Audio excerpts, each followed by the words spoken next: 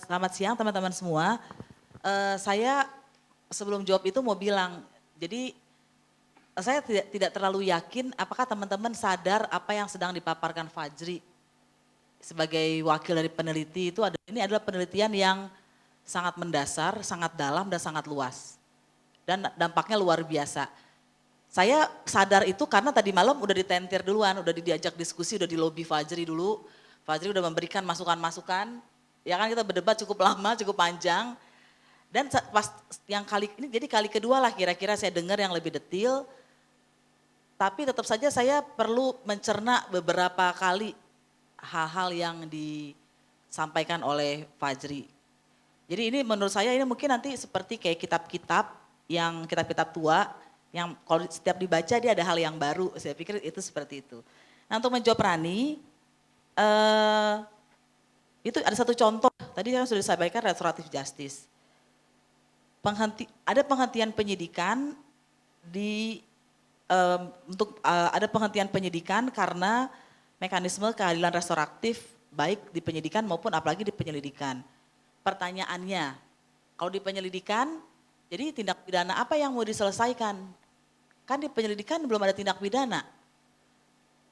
Apakah dia sedang mengambil kewenangan sebagai tua-tua adat mendamaikan? Itu kan sebetulnya maknanya, karena belum ada tindak pidana. Yang kedua, di tingkat penyidikan, maka pertanyaannya berarti di tingkat penyidikan sudah pasti ya orang itu bisa dituntut.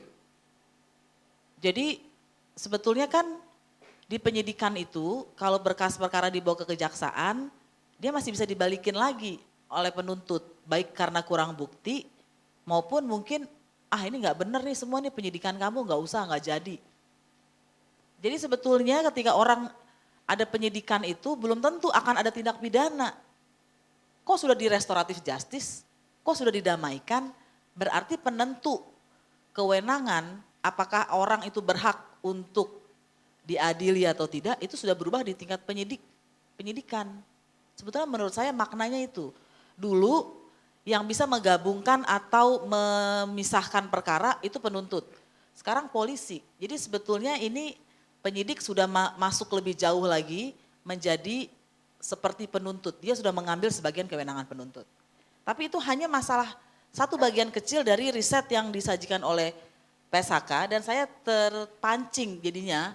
Jadi mendengarkan Fajri dari awal, saya bertanya begini, apakah ada bedanya ya mengatakan badan-badan lain yang berhubungan dengan kekuasaan kehakiman berbeda dengan keamanan dan ketertiban? Karena kan teman-teman ini membedakan pasal 24 dengan pasal 30. Kalau dibedakan berarti ada bedanya dong. Apa bedanya? Apakah menjadi lebih baik atau lebih buruk? Itu kan karena kita tidak melakukan, karena semua pekerjaan riset, semua pekerjaan penafsiran saya menganut hermeneutika hukum bahwa selalu ada penafsiran di setiap upaya kita membaca hukum. Meskipun sudah jelas. Kita bisa bilang itu sudah jelas karena kita menafsirkan. Gitu. Nah, dan pertanyaan kedua, tadi kan Fajri mengatakan ada keamanan yang harus dibedakan dengan kehakiman. Berarti apakah ada keamanan yang tidak berujung dengan peradilan? Apakah itu? Tindakan apa itu? Apakah itu akan membuat kondisi lebih baik atau lebih buruk? Gitu. Nah, tadi malam sebetulnya untungnya kami sudah berdiskusi dan saya dapat perspektif macam-macam dari Fajri soal Han dan lain-lain yang saya nggak tahu sama sekali. Dan tapi kira-kira begini, keamanan itu kalau kita pikirkan akan ada dua, satu yang represif, satu yang tidak represif. Keamanan yang tidak represif apa? Secara teori kalau ada orang demonstrasi maka seperti juga piknik, polisi harus mengawal mereka, memastikan tidak ada yang mukul mereka, tidak ada yang membubarkan mereka meskipun itu presiden. Oke, satu. Kalau secara yang represif, kalau ada orang yang mau mukul si orang yang aksi, maka polisi menangkis, gitu ya, petugas keamanan menangkis supaya tidak ada. Dan mungkin dalam menangkis itu ada tindakan represif yang nggak sengaja memiting dan lain-lain karena orangnya ngelawan. Itu kan. Nah sekarang pertanyaannya dalam tindakan yang represif, Dan kalau tidak berujung kepada peradilan, bagaimana mengetahui akuntabilitas tindakan itu? Karena itu kita harus menemukan selalu, bukannya berarti nggak bisa ada, selalu ada jalurnya, tapi harus dibikin jalur akuntabilitasnya kalau dia bukan masuk ke bagian yang peradilan. Dan pertanyaannya, apakah ada akuntabilitas yang menandingi peradilan ya gitu. Tapi kita simpan itu dalam arti kita asumsikan bisa. Kemudian kita masuk ke pertanyaan yang kedua. Membedakan menjaga keamanan dan ketertiban dengan menjalankan fungsi kehakiman berarti kita mau mengatakan ada yang mengamankan yang tidak masuk ke dalam menyelidik atau menyidik dan ada yang menyelidik atau menyidik. Seberapa besar sih ini bisa dibedakan? Menurut saya bisa, tetapi dia tidak bisa terpisah, ada saatnya dia akan masuk tuh tadi dalam cerita. Ada orang tiba-tiba dijaga tapi masih bisa mukul kepala orang yang demonstran, kepala demonstran, maka ada tindak pidana, maka mulai dari menjaga keamanan dia bergeser kepada penyidikan. Sehingga menurut saya menjaga keamanan punya dua makna sesungguhnya. Satu, mengamankan saja dan sebetulnya mengamankan melalui penegakan hukum. Itu kalau menurut saya dan saya pikir nggak terlalu jauh bedanya saja, terlalu jauh bedanya dengan riset PSAK. Nah yang berikutnya pertanyaan yang lebih penting lagi, tadi karena Fajri mengatakan ada BIN, BNN, BNPT, Badan Siber dan Sandi Negara, kemudian ada Kementerian Keimigrasian dan Badan Keamanan Laut. Saya coba cek di undang-undang dan ternyata benar dalam undang-undang, misalnya undang-undang keimigrasian. Fungsi keimigrasian adalah bagian dalam memberi pelayanan keimigrasian, penegakan hukum, keamanan negara, dan fasilitator pembangunan kesejahteraan rakyat.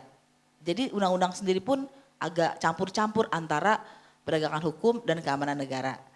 Terus kemudian di dalam undang-undang intelijen, dia mengatakan intelijen adalah bla bla bla bla, pencegahan, peringatan dini dalam rangka pencegahan, penangkalan, penanggulangan setiap ancaman terhadap keamanan nasional. Dan intelijen negara adalah penyelenggaraan intelijen yang merupakan bagian integral dari sistem keamanan nasional yang memiliki wewenang. Jadi sebetulnya kalau teman-teman PSHK mencari jejaknya, integrasi dari sistem keamanan nasional, jejaknya bisa ditemukan dalam Undang-Undang Badan Intelijen Negara. Kan pertanyaannya kemudian bagaimanakah semestanya itu, tata laksananya kemudian bagaimana, posturnya bagaimana. Nah saya sebetulnya ke situ agak ragu-ragu dalam arti begini, secara teori semakin berat security ada di suatu negara, apalagi dalam konteks Indonesia, maka rakyat semakin tidak aman. Dia menjadi negara yang heavy security, gitu.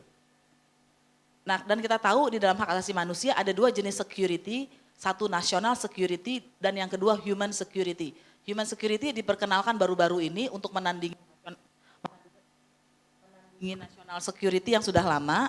Dan apa itu human security? Itu adalah pendekatan yang saling beririsan untuk kehidupan manusia, martabat manusia, dan dia harus menempatkan manusia sebagai pusatnya.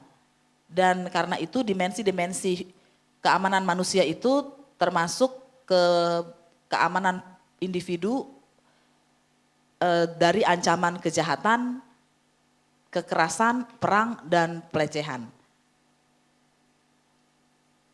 Nah jadi sedangkan kalau kita melihat imigrasi, pasti imigrasi punya dimensi negara national security yang besar, gitu kan? Mengendalikan jumlah orang asing yang masuk, yang bisa akibatnya macam-macam untuk warga negara.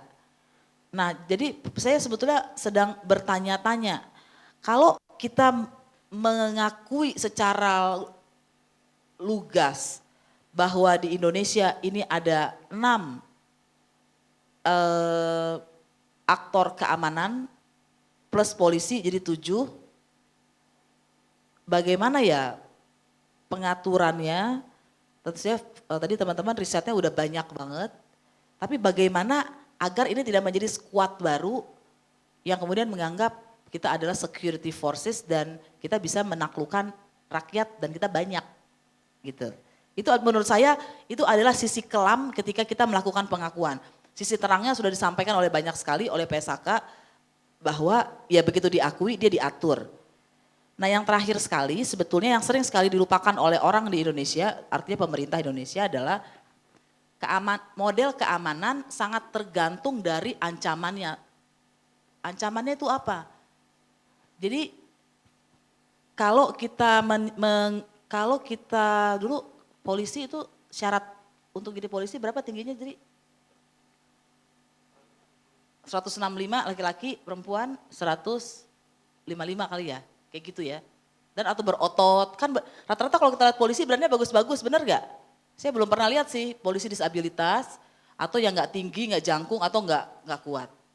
Saya tuh terinspirasi ngomong ini gara-gara pada suatu ketika di suatu pernikahan orang saya ketemu polisi Taiwan. Kenalin ini teman saya polisi dari Taiwan, saya salaman, omongan celetukan orang Indonesia gak beres saya. Kok polisi pendek laki-laki, tingginya ya nggak jauh beda dari saya. 2 detik kemudian saya nampar diri sendiri, bego. Mungkin yang dikejar adalah kejahatan digital. Jadi dia nggak perlu berotot, karena dia lari kemanapun nggak bisa masuk ke sistem digital. Jadi otot nggak ada gunanya melawan otak, gitu kan.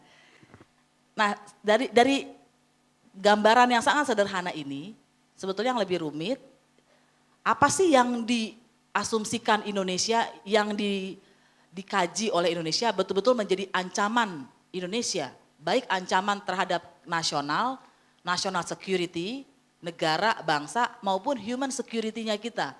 Apakah bencana kalau human security-nya, apakah kejahatan cyber, apakah perdagangan orang, atau misalnya dari segi national security, apakah pencurian sumber-sumber daya di pulau terluar yang merupakan national security-nya Indonesia.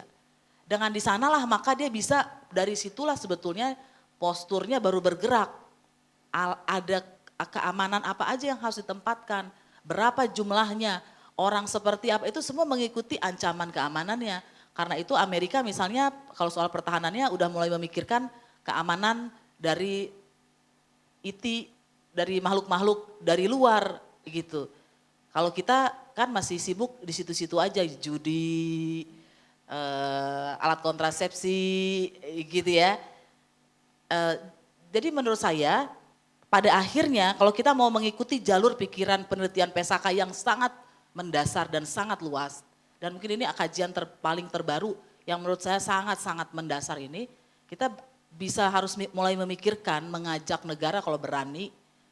Jadi sebetulnya ancaman buat lo itu apa? Yang menurut kamu itu apa? Dan apakah itu benar berdasarkan data? Jangan-jangan salah. Sehingga harusnya organ-organ tertentu tidak ada meskipun dia merupakan organ keamanan klasik. Terima kasih. Saya harus mengartikan dulu apa sih secara akademis itu ya. Ya kalau saya bisa memaknainya secara akademis itu kita pakai metode-metode penelitian yang valid, reliable dan lain-lain. Karena sebetulnya dan menurut saya kalau yang dikatakan akademis ya pada akhirnya itu yang paling utama. Kadang-kadang dia bisa kurang tajam, kurang fakta dibandingin yang gak akademis. Tapi ya akademis artinya ada metode gitu. Jadi mohon maaf kalau saya gak menangkap maksud pertanyaannya apa. Nah tapi mungkin yang penting sebetulnya kita bisa melihat pembalikan peran atau kerjaan Polri saat ini. Misalnya kalau kita lihat data-data tadi sudah disebutkan oleh Fajri, penyelesaian kasus dan lain-lain, maka harusnya ada peningkatan. Juga kalau misalnya selama ini ada banyak kasus penyiksaan yang dilaporkan, maka harusnya dia semakin berkurang. dan seterusnya dan seterusnya. Jadi secara institusi tapi juga bisa terlihat perubahannya. Nah, tadi saya mau menyoroti soal yang kita nanya pengawasan efektif. Menurut saya pengawasan paling efektif pada zamannya adalah KPK. Bayangkan sudah ada setidak-tidaknya, saya punya sebetulnya di sini gambarnya beberapa pimpinan KPK dan teman-teman pasti udah tahu semua juga bahwa beberapa pimpinan KPK kena sanksi etik kan. Dan itu dikenain sanksi etiknya dari pengawas internal PI. Jadi sebetulnya kalau kita kaitkan dengan itu, maka apakah Kapolri pernah dikenain sanksi etik oleh Kadif Propam, oleh Propam? Enggak pernah. Apakah Bawas pernah menghukum etik Ketua MA? Gila, geger, meledak itu gedung. Atau misalnya kejaksaan, ya kan? Jaksa Agung kena sanksi etik oleh Jamwas. Pernah dengar gak kita? Udah keburu dipecat dulu tuh, baru ada itu ya kan, mau ada niat-niat, mungkin. Nah jadi menurut saya, dulu saya nggak terlalu paham Ketua KPK dikenain sanksi etik, oh iya gini. Tapi lama-lama saya pikirin hebat, dan karena peristiwa TWK kemarin, tes wawasan kebangsaan, saya ketemu sama semua orang-orang pengawas internalnya, iya pendek-pendek, orang biasa, sipil, nggak ada ngeri-ngerinya. Jadi ini betul-betul maksudnya dia nggak menggunakan power power kekuatan fisik, kekuatan asosiatif, dia nggak pakai power itu. Itu murni sistem.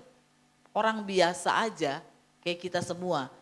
Tapi dia bisa berdaya karena sistemnya, dan menurut saya itu hebat sekali dibandingkan bahkan ketika mereka udah mengambil para dewas kan yang sengaja dipilih orang-orang yang sudah menempati posisi tertentu. Mungkin itu ya, Dan.